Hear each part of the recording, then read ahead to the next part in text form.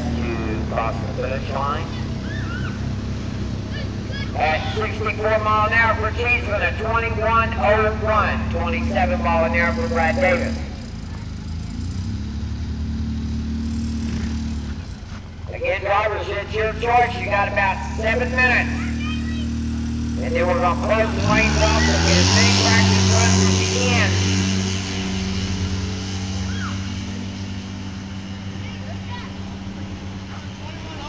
I guess that's another white. And at 11:56 at 48 mile an hour. 11:56, 48 mile an hour.